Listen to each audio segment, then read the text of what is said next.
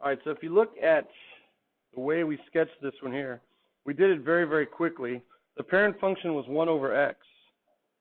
And 1 over x looks like this. It lives in quadrant 1 and quadrant 3. When we reflected it across the x-axis, the graph turned into that one. The top piece in quadrant 1 came down into quadrant 4, and the piece in quadrant 3 flipped up and became quadrant 2. That was the x-axis reflection. We reflected it across this essentially horizontal asymptote. But then, when you take the yellow graph and you reflect it across the vertical asymptote, which is essentially the y-axis, notice the mustard yellow piece, when you reflect it across now, turns back into that piece, and the yellow piece in the bottom right flips across and becomes the original piece. So that's why, because we doubly reflected it, it turns out that it's like we never even reflected it at all. And so the graph ends up living kind of where it used to live. Now you could also figure that out by simplifying your equation. You have a negative there times a negative there. And what's a negative times a negative? A positive. So I'm just going to move all that down. If you wanted to simplify that, you could. You could say that's just 7/5 times 1 over 5 t minus 2/5 minus 4/5. And now you wouldn't have any reflections at all, which would give you the same graph. Now you can also do this. That 5 times that 5, they don't divide out because they're both in the denominator. They actually combine. So if you wanted to, you can even combine those on the outside and say it's 7/25 times 1 over t minus 2/5 minus 4/5. And so now, not only would you not have to reflect it, you wouldn't have to dilate it in both dimensions. Instead of vertically stretching it by a factor of 7/5 and then horizontally compressing it by a factor of 5, according to this equivalent version, you could just get by doing one vertical, what would this be? Stretch or compression? That's less than 1, so it would be vertical compression. Remember, if it's outside, it's exactly what you would think. So that's a vertical compression by a factor of 25/7. Right. So a lot of different ways to create the same graph. As long as you're not violating any rules in the equation, as you simplify, that'll tell you exactly what you need to do. Remember, we're not even showing the dilations on our graph, but it is going to turn out to be equivalent. All right, so that brings us to example 6, and all we're doing on example 6 is that very thing. We're going to be looking per function what constitutes an equivalent transformation. So if y equals f of x is a parent function, we're not going to be working specifically with any graph for all 3 parts. We're looking at, or all 4 parts, sorry. We're looking at 4 different parent functions, and they're each going to have their own unique equivalent transformation. The first transformation that we're going to do to all of them is we're going to replace x with 9x. So what would that do to the original function, f of x, if I replaced x with 9x? That's going to be a horizontal, what? Compression, right? It's not 9 times wider because it's on the inside. It's 9 times narrower. So this is going to be a horizontal compression by a factor of 9. And we're going to do that to every single function on this example, and then we're going to try to figure out what else could we do to get the same graph. All right, so if I do that transformation on f of x equals x, my new function, which I'm going to call g of x, is going to be f of 9x, which means it's going to be, I'm going to replace this x. I'm going to put parentheses around the x, and I'm going to replace it with 9x. So the first transformation is going to be this one. It's going to be a horizontal compression by a factor of 9. So let's go ahead and sketch that very quickly. I'm going to draw the parent function here kind of in a slate gray. There's the parent function y equals x. If I horizontally compress it by a factor of 9, then that's going to come in here, that's going to come in this way, that's going to come in here, that's going to come in there. If you then connect the tips of the arrows, that's going to be your new function, g of x. We horizontally compressed it by a factor of 9. Now my question is there another way to get the same graph without horizontally compressing it by a factor of 9? And the answer is, yeah. If you want to look at the graph, it would appear that we could obtain the same thing by taking your y values and vertically stretching them by some equivalent amount, right? See that? Take the original slate gray graph and stretch it vertically. But what would that scale factor be? Well, that's where we go to the equation. If I can rewrite 9x on the inside as something on the outside, then I'll have my answer. But because it's just y equals x, all I have to do is just associate it differently. I can associate my grouping symbols differently. So 9x with parentheses around the whole thing means that that 9 is really a b value, but by putting parentheses just around the x, now the 9 is outside, now that's an a value. So a horizontal compression by a factor of 9 for this function is equivalent to a vertical stretch also by a factor of 9. And we saw that yesterday.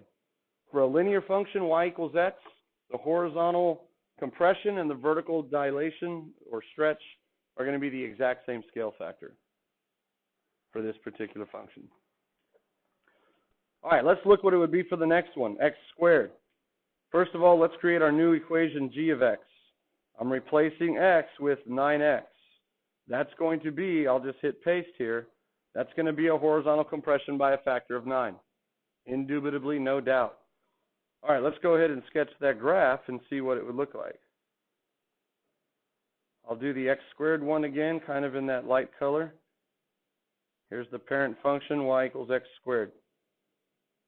If I compress it horizontally by a factor of 9, here's what's happening. All of these values, again, are coming in. And the further away they are, the more they come in, and the closer they are, the less they come in. So if I then, and 0 stays the same. So if I now connect the tips of the arrows, I get that. So notice, if you grab it on either side of the y-axis and compress it, you're effectively making the graph narrower. We can accomplish that exact same graph equivalently by, again, vertically stretching the y values by some equivalent amount. Okay? But the question is, what is that scale factor? Is it by a factor of 9 vertically? Well, I don't know. I have to do the algebra. To get the 9 out of the inside on the linear function, I just regroup the symbols. But in this case, I can't do that because it's squared. So remember, 9x quantity squared is the same as 9 squared times x squared, right? Properties of exponents. And so if I simplify that, that is now, what is 9 squared? 81x squared. And that took the b value of 9 and turned it into an a value of 81. So for this particular graph, a horizontal compression by a factor of 9 was equivalent to a vertical stretch by a factor of 81. There you go. It's 81 times taller, which is the same as being 9 times narrower. So if you were going to be like exerting your own effort to create this graph, I think I'd want to compress it horizontally by a factor of 9. That sounds like less work than stretching it vertically by a factor of 81, bless you. Okay, but they are equivalent. So you see how we're doing this? Kind of fun? Let's see what x cubed is going to be. If I create my first equation, g of x, the transform equation, I'm replacing x with 9x. And of course, go ahead and paste the first answer. That's a horizontal compression by a factor of 9. It's going to look very similar to the x squared in quadrant 1 that we just did. If you look at the parent function, x cubed looks like this. If you then compress it by a factor of 9, comes in a little bit, comes in a little more, comes in even more, it's going to look something like that, and it'll do the same thing on the inside. Coming in, coming in, coming in. So again, it makes the graph a little bit steeper. We can, as we've seen, we can equivalently obtain it by vertically stretching it by some amount. But what is that amount? 729? Yeah, you do the math, and 9x quantity cubed is 9 cubed x cubed. And of course, 9 cubed is 9 squared, which is 81 times 9. 81 times 9 is 729. So wow, for the x cubed function, a horizontal compression by a factor of 9 is equivalent to a vertical stretch by a factor of 729. The y values are 729 times taller. Wow. Yeah. I'm just doing the math. This is 9x quantity cubed. I want to take a b value from the inside, and I'm trying to get it to the outside. So if I just told you to evaluate this, what would you do? 9x quantity cubed is 9x times 9x times 9x, right? So it's really 9 times 9 times 9. That's 9 cubed times x cubed. And 9 cubes ends up being 729 times x cubed. So now notice, because there's no parentheses around it, this is now an a value the way it's written. It's outside the function.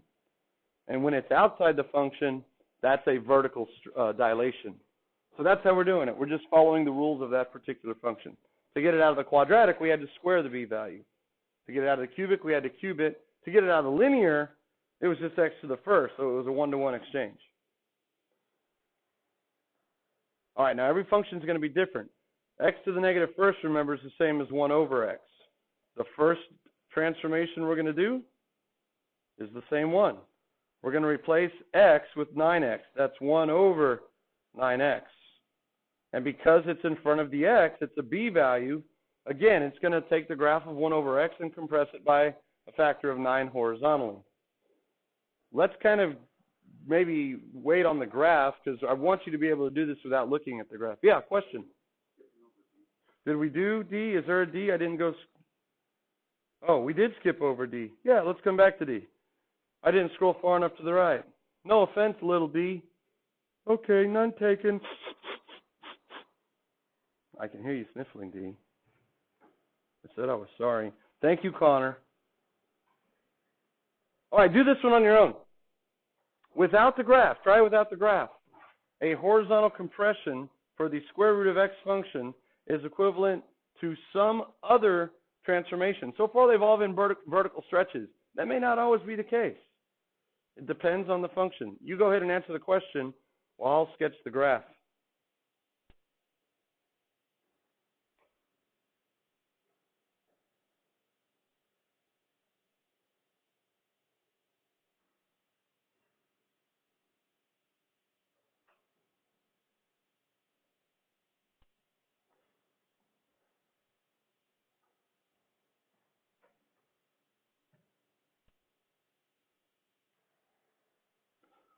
Okay, it does appear the red graph is g of x, and if you take the parent function square root of x and compress it horizontally by a factor of 9, again, that kind of makes the graph steeper. So the little like teal arrows would be the other way to get it by stretching it vertically by some scale factor. Anybody have that scale factor? 3. Yeah, very good. Here's how we do it. If g of x is the square root of 9x, again, I'm trying to get that 9 outside the function or in another location. So using the properties, again, of radicals or exponents, that's the square root of 9 times the square root of x. Just simplifying it, right? We know that rule since they're multiplied. And, of course, the square root of 9 is 3. So that puts it in a different location. That's an a value. So it turns out then for the square root function, a horizontal compression by a factor of 9 is equivalent to a vertical stretch by a factor of 3. Very good. Every function's different. Okay, D, there you go. We did you justice. We made up for skipping you. All right, now E, the horizontal compression by a factor of 9. I said we'd skip the graph, but that just seems kind of too important to skip because it's nice to visualize things. Ultimately, you want to do it without having to sketch it. So here would be the parent function y equals 1 over x. If you horizontally compress it by a factor of 9, it's going to look something like that. And something like this. So again, it brings everything in 9 times closer to the y-axis. It looks like we should be able to get the same graph now, but this time, does it appear that we're going to be vertically stretching it? No. In this case, I'm drawing my arrows towards the x-axis. It looks like this is going to be some type of vertical compression instead of a vertical stretch. Wow, I wonder what that's going to be. Anyone know?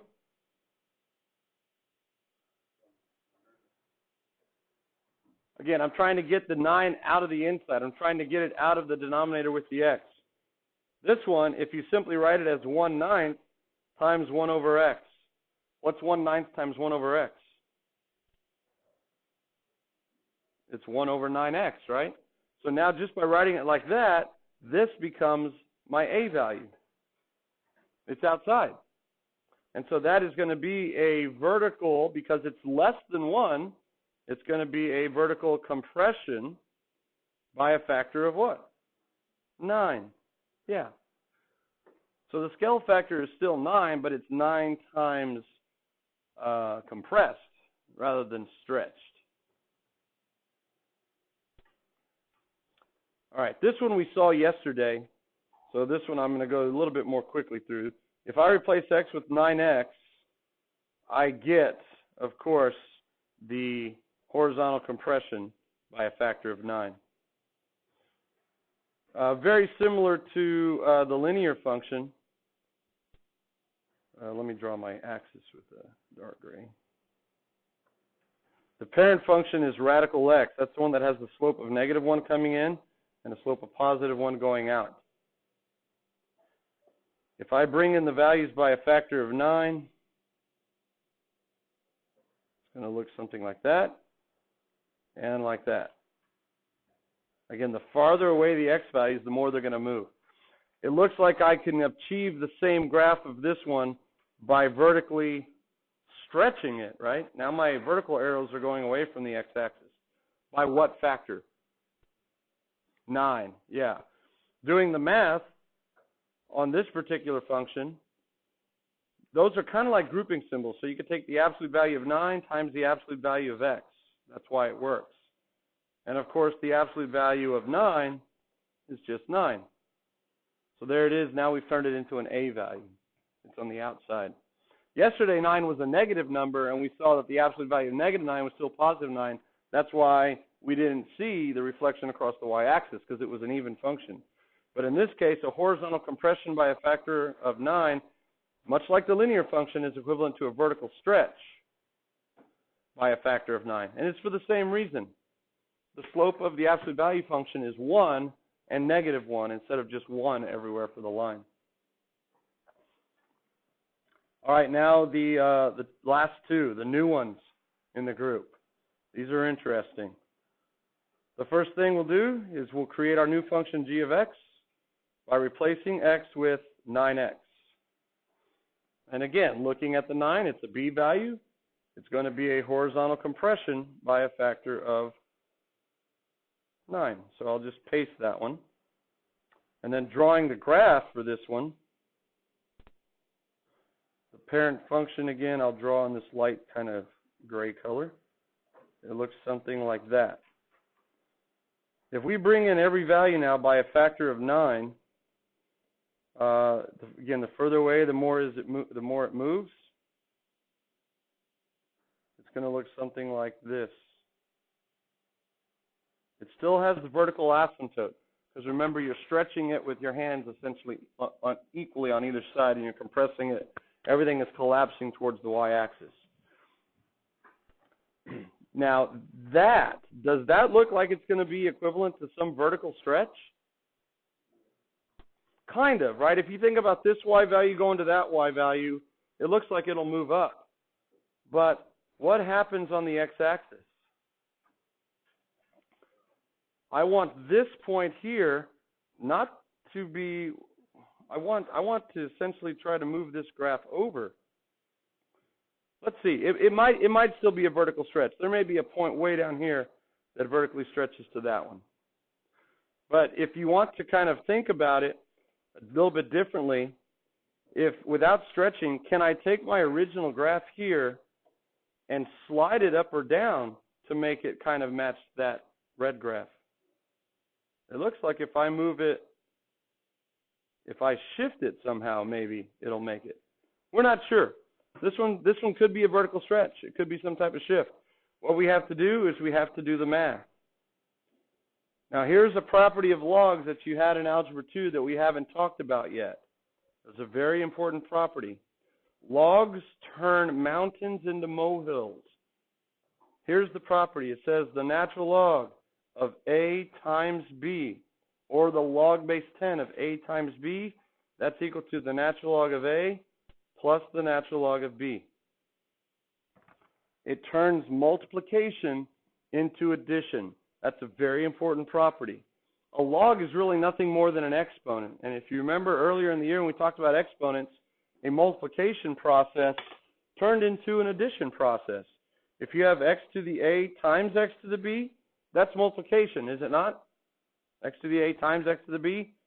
What do we do with the exponents when we're multiplying? We add them. That's exactly why the log property works. Multiplication turns into addition. So the log of the product becomes the sum of the logs. That's what we need to simplify this. So I can write the natural log of 9 times x now as the natural log of 9 plus the natural log of x. And if I rewrite that, that's the natural log of x plus the natural log of 9. Now the natural log of 9 is just some positive number. If I write it like that, that's being added, it can't be an a value anymore, can it? What value is that in the ABCD? That's a d value. Yeah.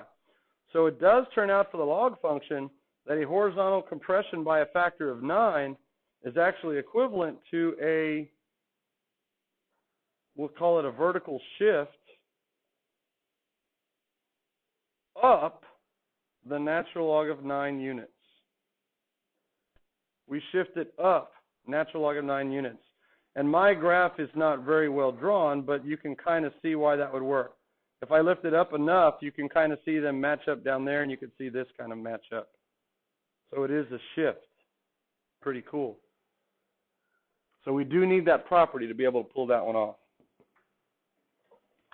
All right, and then the last one for this section, e to the x.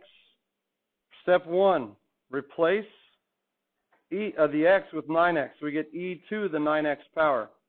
That, again, is going to be, not surprisingly, a horizontal compression by a factor of 9. Let's see what that one does to the graph of e to the x. We'll draw our little axes here, y-axis, x-axis. And the parent function looks something like this. Y equals e to the x. So my g function, if I bring in those values by a factor of 9, comes in by a factor of 9, comes in by a factor of 9. This one comes in by a factor of 9, by a factor of 9. It's going to look something like this. Notice it still passes through the point 0, 1, right? If you plugged in a 0 for x into e to the 9x, you get e to the 9 times 0. That's still e to the 0. That's still 1. When you compress it like this on either side of the y-axis, you're not changing any point on the y-axis. Does that look like it's going to be a vertical stretch? No, because if you look on the right, it looks like you would stretch these values up to get to the new ones, but on the left-hand side, you'd actually have to compress them. And you can't do that. It has to be the same on both sides. Oh, and by the way, if you stretched 0, 1 by some factor, that would move the y-intercept. So it's not going to be a vertical stretch of anything. What about horizontally? Can I take my original values on the right? I could compress them, can't I? And that might work on the right because now I'm not changing the x value at 0, but that's what we've already done. We've already compressed it by a factor of 9. So I'm trying to look for a different one. So if vertical dilations are out of question, and we've already got the horizontal. The only other thing would be some type of shift, right? That's the only other thing we could do. We're not going to reflect it. So take the original parent function. If I shift it up or down, is that going to do it? No, that changes the y-intercept. What if I move it left or right? Is that going to do it? No. If I shift it left or right, that also changes the y-intercept, doesn't it? So it would appear that we don't have an equivalent transformation because the ones that might work don't change or they do change the y-intercept, and it has to be the same. So let's see what the math allows us to do. G of x equals e to the 9 times x. I can't really do much with this. They're multiplied in the exponent, so I can call that e to the x to the 9th power, because when you raise a power to a power, you multiply. So that takes my parent function and raises it to the 9th power. But I can't do anything else with it. I can't bring it into the front as a multiplier. I can't do anything else to make it add or subtract. So this one has no equivalent transformation. And we kind of saw that already with the graph. Algebraically, we are unable to turn the 9, which is a b value, into either an a c, or a d value. Can't do it. All right? So that's kind of neat. It's kind of neat. Equivalent transformations. We saw that up here on part F on the previous example. Now we kind of explored it for all 8 of the parent functions. All right, the last thing we're going to do, well, I guess we're not going to finish today. We're off by a day. The worksheet will not be due tomorrow. We didn't get to finish. The last thing we're going to do here is we are going to perform these transformations that we know so well. We still have 6 minutes. But we're not going to do it on a known parent function. We're just going to do it to this graph right here. It doesn't have to be a parent function. Transformations will affect all original graphs in the exact same way. So I'm just looking at this zigzag graph, kind of like Charlie Brown print. What would this do to the graph if I replace x with a 3x? Horizontal compression by a factor of 3. Good. So all of your x values come in by a factor of 3. So you can do it this way. You can actually look at points. The point at 1 is going to come into 1/3. I'm just going to put that mark there. The point here at 2, what's 2 times 1/3? 2/3. So that point comes in there. This point comes in here. And this point over here at 3, it's now 3 times closer. So guess where it's at? It's at 1. So if that's the only thing we do, now we just sketch it. It's going to go up to 1, down to 1/3. Up to 1, down to 2/3. Up to 1, down to 1. So you can kind of see right there, it almost looks like an accordion's bellows, doesn't it? We took the graph over here at 3, 0, and we just compressed everything in by a factor of 3, and those little peaks just kind of buckled up. The graph did become a little bit narrower, quite a bit narrower actually. So we'll do the same thing over here. We'll just put 2 dots. It goes up to 1, and then back down to 0, up to 1, back down to 0, up to 1, back down to 0. So I'm only going to draw it from -3 to 3. Bless you. So notice it does not change the height. It still goes up to 1. We're just compressing it by a factor of 3. All right, what would this one do? This is the same as 1/3 times x. This is going to be a horizontal stretch by a factor of what? 3, right? Horizontal stretch by a factor of 3. Okay, so now we're going to do this. The x value at 1 goes out 3 times further to where? It goes out to 3. All right, so this one is going to be a little bit more tricky. 1.5 is going to be right around here. That's half of 3. I'm not going to finish today. Yeah. Still quiz tomorrow or wait till Thursday? Okay. All right. Okay. Yeah, there you go. So notice these are symmetrical, so it's going to come from 0 up to a high point at 1.5, and then back down to 3. And then it would take off again going that direction. We're stretching it now by a factor of 3. So we come over here to 3, or negative 3, and we do the same thing. We'll put a single dot, and at negative 1.5, we'll put the high point. And then it goes off again in that direction. So you can kind of think of this as being anchored at one point. The point at the origin is anchored down, it doesn't move, and you're just being able to slide these things left and right. But they're not getting any taller. All right, I think we got time for one more. The negative 3 is going to do two things. The negative is going to reflect it across the x-axis, and the 3 is going to be a vertical what? Stretch by a factor of 3. So the high point used to be 1. Now it's going to come way up here to 3. And it's also going to reflect. So it's going to actually come down here to negative 3. So it's going to look like this. It's going to go down to negative 3, back up, down to negative 3, back up, down to negative 3, back up, so on and so forth. And I'm running out of room, so I can't really draw it to scale. But if you mark negative 3 on the y-axis, it'll work. Okay? So we did two things. And you could do them in either order. You can reflect the graph and then stretch it by a factor of 3, or you can stretch it by a factor of 3 first and reflect that one. All right, so we'll pick up with example 7D tomorrow, finish the notes tomorrow, and then we'll quiz on Thursday. And tomorrow, then I have plenty of time to read you a story from a previous year. Have a great day.